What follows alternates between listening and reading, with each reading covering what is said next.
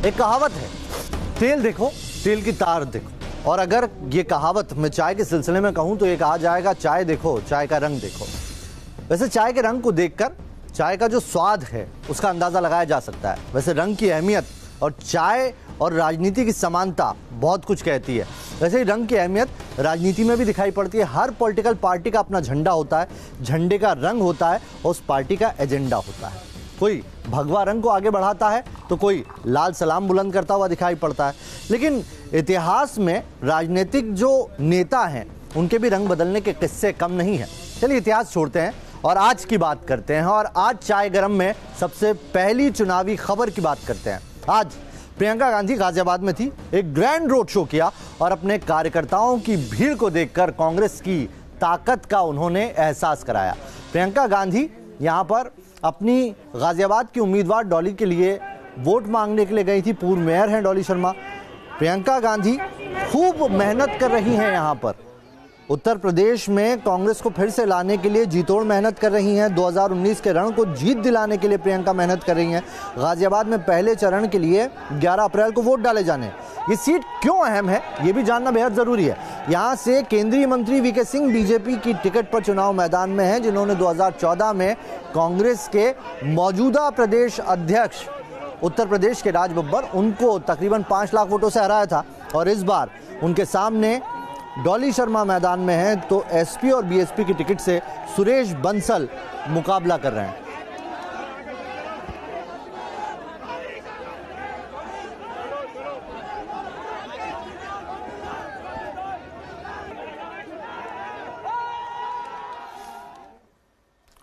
तो ये एक तस्वीर देखी। अब आपको आज की एक और तस्वीर दिखाते हैं, जो ये कह सकते हो आप कि आज का चुनावी ड्रामा इसी तस्वीर से साबित होता है।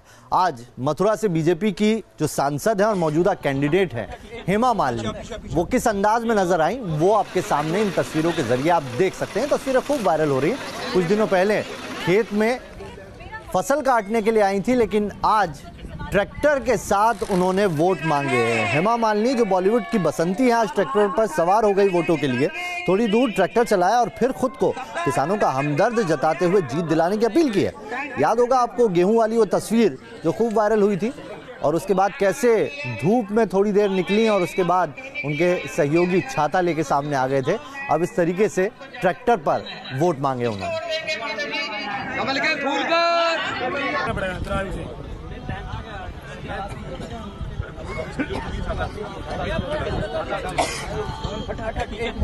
पीछे पीछे भाई थोड़ा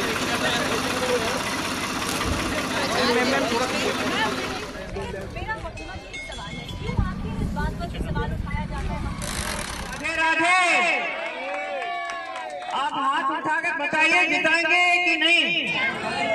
सबका हाथ उठा के उठाओ भैया। थैंक यू, धन्यवाद, बहुत बहुत धन्यवाद। और मैं यही आपको कहने के लिए आई हूँ कि 18 तारीख को जो चुनाव है उसमें आप सबको जाकर वोट देना है। किसको वोट देंगे माता जी? चाय कड़क और गर्म ही अच्छी लगती है। वैसे चुनावी मौसम है तो इसमें भी बयान जब तक कड़क और गर्म नहीं होते मजा नहीं आता। ऐसे ही बयान इस वक्त जोरों से चल रहे हैं, दोनों तरफ से चल रहे हैं। पक्ष और विपक्ष एक दूसरे पर जमकर निशाना साध रहे हैं। जब इधर से प्रहार होता है तो उधर से जवाब दिया जाता है। आइए आपको दिखाते हैं कि राहुल गांधी ने आज केंद्र सरकार पर क्या निशाना साधा। चुनाव के बाद होगी, दूसरा चौकीदार होगा। चुनावी मौसम में सियासी दलों के नेताओं में एक दूसरे पर वार पलटवार की होड़ लगी है। एक से बढ़कर एक डायलॉग के सहारे विरोधियों को पस्त करने का सिलसिला चल रहा है। नागपुर में कांग्रेस की रैली में राहुल ने सीधे पीएम मोदी पर तीखा हमला बोला। मैं आपको बता रहा हूं, चुनाव के बाद इंक्वायरी होगी।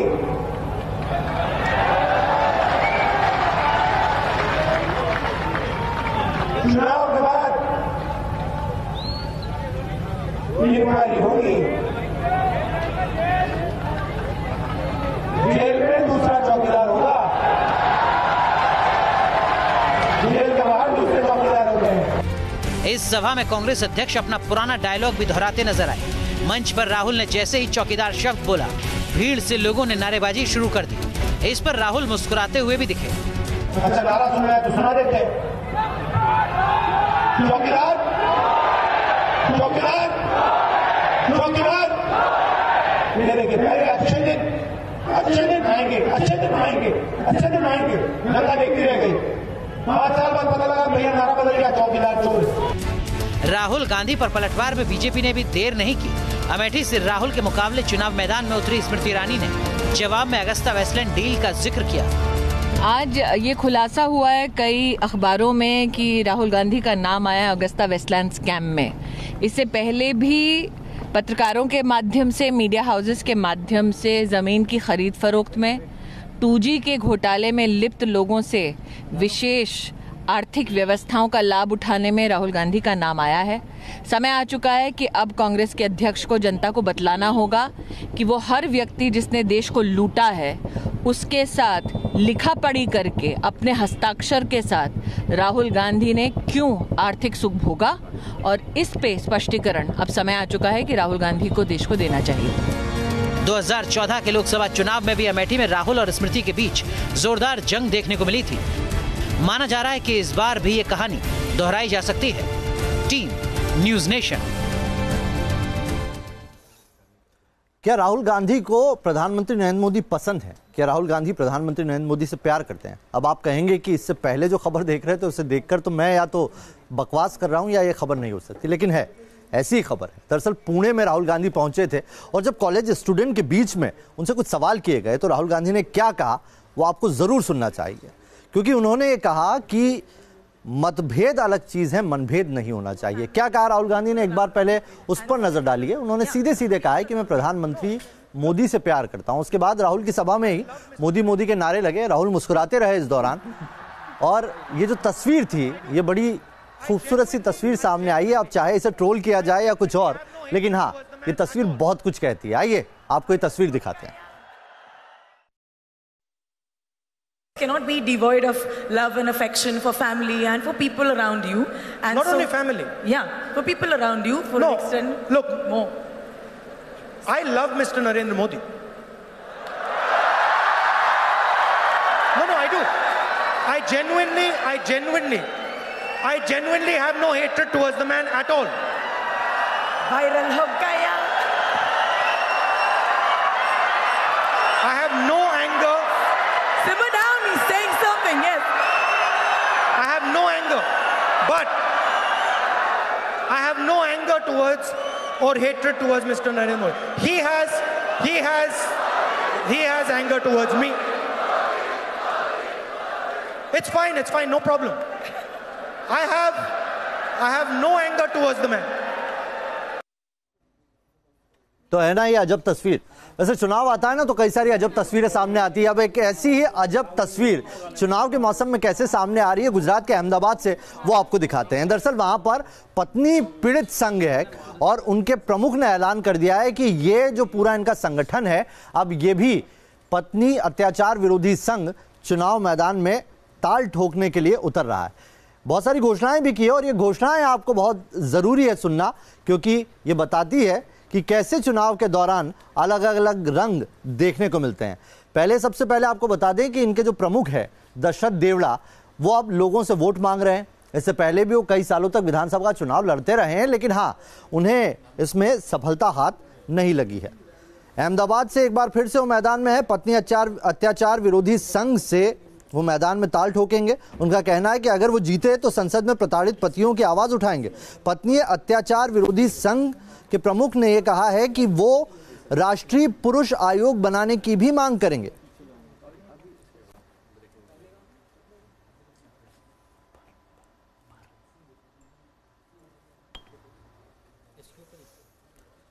तो कांग्रेस की खबर करते करते मेरी चाय आधी खाली हो गई है। मैं इसे फिर से भरवाता हूं क्योंकि अगली खबर जो है वो बीजेपी से जुड़ी है और बीजेपी भी तो पूरी भरी हुई है। दरअसल बीजेपी इस बार चुनाव मैदान में खूब प्रहार कर रही है, कांग्रेस पर भर भर के प्रहार कर रही है और ये प्रहार चारों खाने से हो रहा है।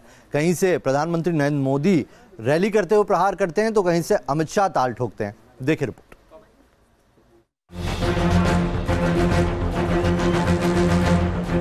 पहले चरण की वोटिंग से पहले चुनाव प्रचार में बीजेपी ने पूरा दमखम लगा दिया है। प्रधानमंत्री मोदी ने खुद चुनाव प्रचार अभियान की कमान संभाल रखी है। वो लगातार रैलियां कर पार्टी की जीत तय करने की जीतोड़ कोशिश कर रहे हैं। पीएम मोदी ने यूपी के सहारनपुर, अमरोहा में रैली की और कांग्रेस पर तीखे हमले किए। आतंकियों को उन्हीं की भाषा में जवाब देना हमारे देश में ही कुछ लोगों को परेशान करता है। उनकी रात की नींद उड़ जाती है। जब भारत डंके की चोट पर दुश्मन को मारता है, तब कुछ लोगों को हिंदुस्तान में रोना आता है। जब पाकिस्तान पूरी दुनिया के सामने बेनकाब हो रहा है, तो ये पाकिस्तान के पक्ष की बातें कर रहे हैं। पीएम मोदी ने एक तरफ विपक्ष पर हमला किया तो दूसरी तरफ वोटर्स को ये यकीन दिलाने की कोशिश की कि उनकी सरकार विकास के काम में दिन रात जुटी रही। साथियों, मैंने ये कभी दावा नहीं किया कि सारे काम पूरे हो गए हैं, लेकिन इतना जरूर है कि मैंने ईमानदारी से दिन रात एक करके आपके जीवन को आसान बनाने, देश के विकास के लिए हर पल दौड़ता रहा हूं, काम करता रहा। वहीं कांग्रेस ने आरोप लगाया कि मोदी चुनाव जीतने के लिए वोटर्स को गुमराह कर रहे हैं। चुनाव जीतने के लिए अपोजिशन को डिमोरलाइज करने के लिए जो करना है वो सब चीजें कर रहे हैं। पीएम मोदी जहां आक्रामक नजर आ रहे हैं, वहीं कांग्रेस भी तीखे तेवरों के साथ पलटवार कर रही है। इससे आने वाले दिनों में सत्ता पक्ष और विपक्ष के बीच जुबानी जंग और तेज हो सकती है। Team news nation. वैसे अमित शाह पूर्वांचल के दौरे पर हैं, पूर्वांचल साधने के लिए उतरे हुए हैं और भी कई जगहों पर रैलियां कर रहे हैं। अरुणाचल प्रदेश से उन्होंने कांग्रेस अध्यक्ष राहुल गांधी पर जमकर निशाना साधा। उन्होंने एयर स्ट्राइक का मुद्दा उठाया तो उधर से कांग्रेस की तरफ से भी जमकर पलटवार हुआ। जब एयर स्ट्राइक हुई, देश भर के अंदर खुशी की लहर, कहीं पटाखे चलते थे, कहीं शहीदों के तस्वीरों पर मालाएं लगाई जाती थी, मिठाइयां बढ़ती थी, देश भर में उल्लास था। मातम दो ही जगह पे छाया, एक तो पाकिस्तान में छाया था, स्वाभाविक रूप से छाना चाहिए, और दूसरा मातम छाया था, राहुल गांधी के चेहरे पर मातम दिखाई पड़ता था। राहुल बाबा जरा उदास। मोदी जी और अमित शाह जी अक्सर अपने हर विरोधी को पाकिस्तान प्रस्त, राष्ट्र विरोधी पिछले 10 साल से इस प्रकार की उपमाएं देते आए। गाली गलौज, राजनीति का स्तर और परिपाटी का हर बार उल्लंघन करना और उसे और नीचे ले जाना, ये लगता है कि उनकी शैली और चरित्र का हिस्सा बन गया है। तो चुनाव में अजब गजब रंग भी दिखाई पड़ते हैं। आइए अब आपको लिए चलते हैं उत्तर प्रदेश के आजमगढ़, जहां से इस बार अखिलेश यादव चुनाव मैदान में है। तो उनको टक्कर कौन दे रहा है, वो शख्स आपको जानना बेहद जरूरी है। उनका उपनाम, यानी कि जिस नाम से वो जाने जाते हैं, वो है अर्थी बाबा।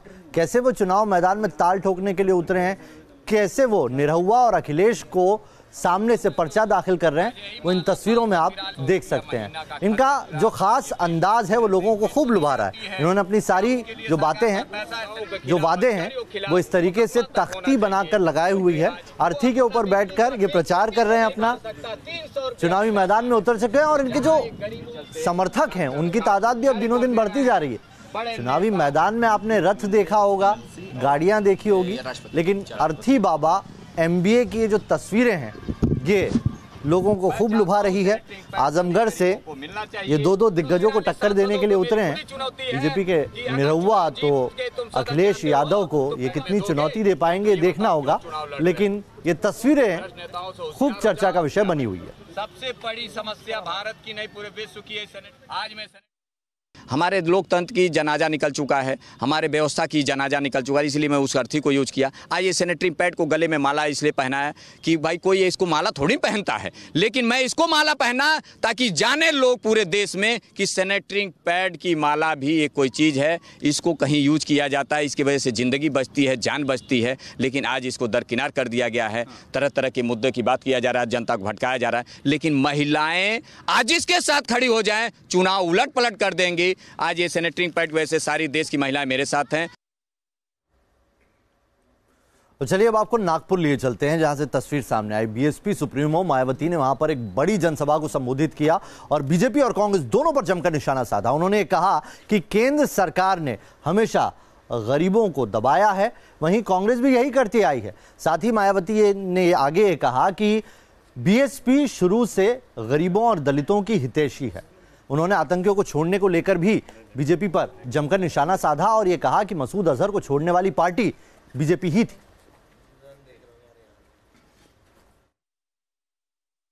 कांग्रेस व बीजेपी की अंदरूनी मिलीभगत से ही अब पूरे देश में दलितों व आदिवासियों के पदोन्नति में आरक्षण को भी अधिकांश प्रभावी बना दिया गया है, जिसे प्रभावी बनाने के लिए फिर हमारी पार्टी को संसद के अंदर व बाहर भी काफी कड़ा संघर्ष करना पड़ा है।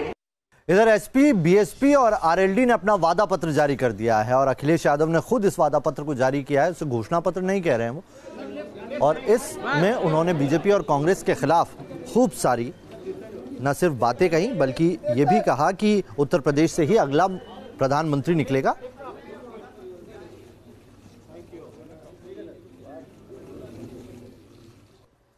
तो चाय गरम में अभी के लिए इतना ही। बने रहिए न्यूज नेशन के साथ, यहां खबरों का सिलसिला कभी नहीं था।